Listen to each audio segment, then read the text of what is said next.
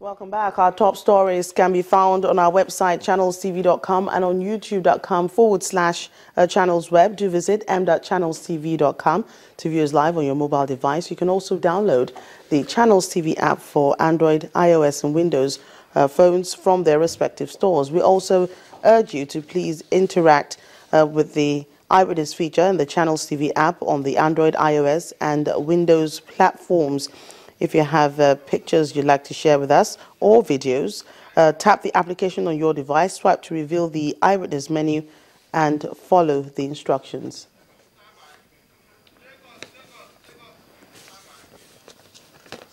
Lagos State Governor Mr. Akinwumi Ambode yesterday presented his account of stewardship in the maiden edition of the quarterly town hall meeting.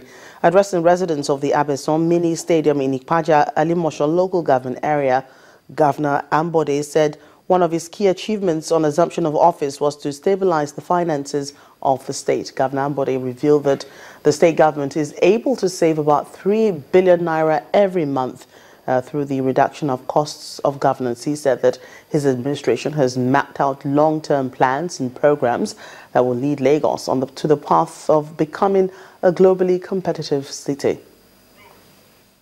It's the first quarterly town hall meeting of Governor Akinwumi Ambode. It begins with the people of Lagos West Senatorial District.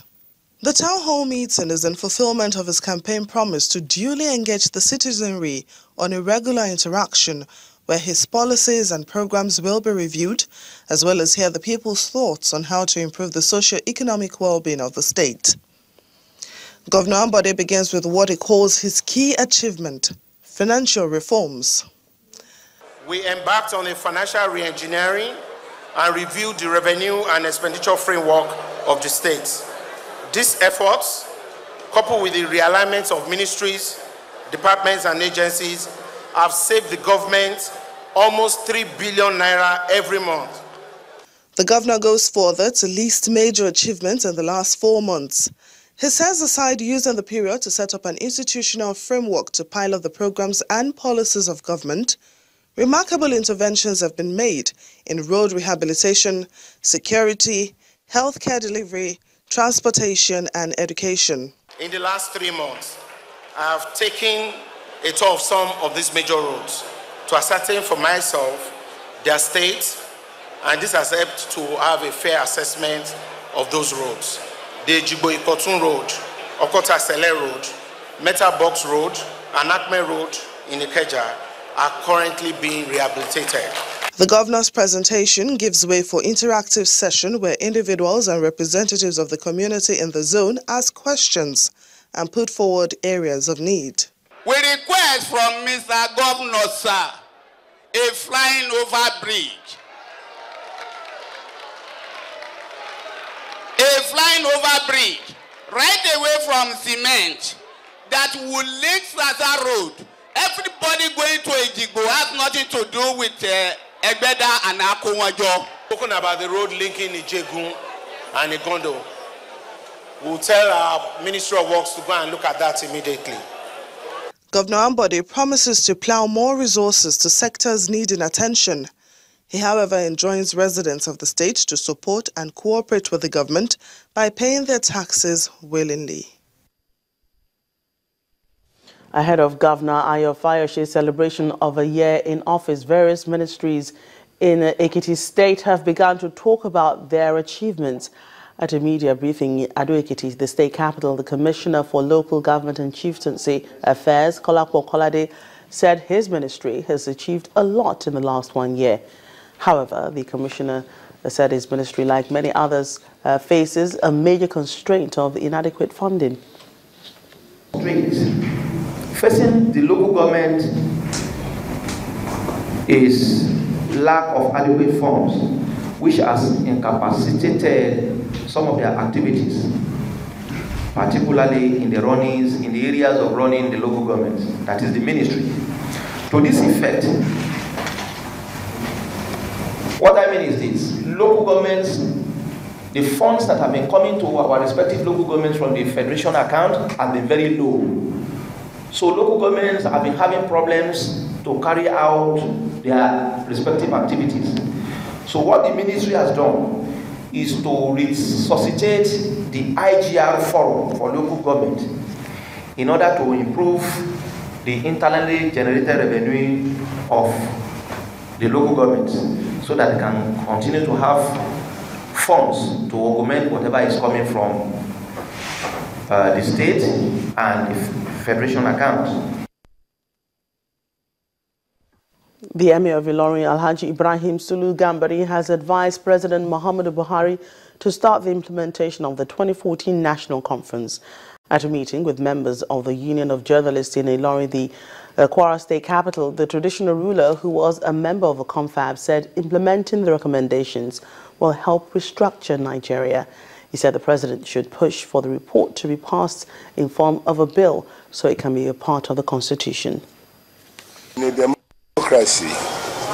the president will submit a bill, make it a law of that assembly, because people have elected them.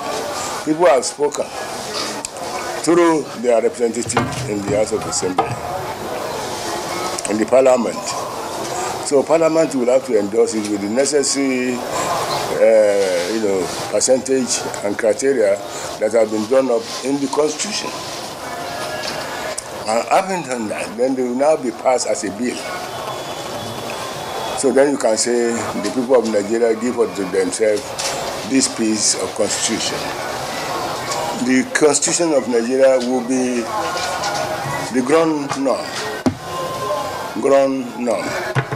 the highest law, the highest norm in the land.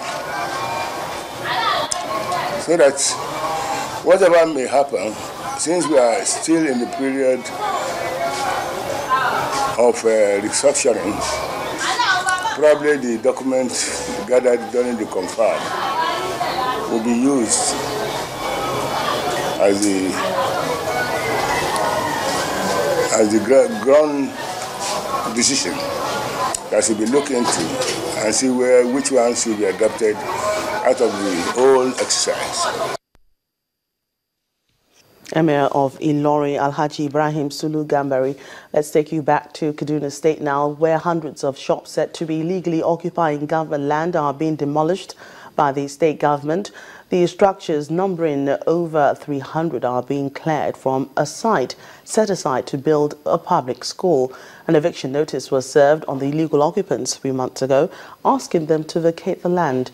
The demolition is part of an exercise to recover all government land that were illegally acquired by some individuals or groups.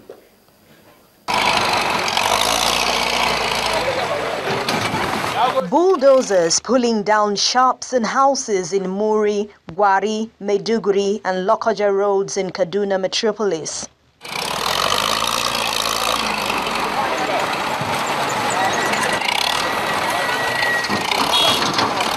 These shops are said to have been illegally erected on land owned by the local education authority, LEA, Leah Primary School.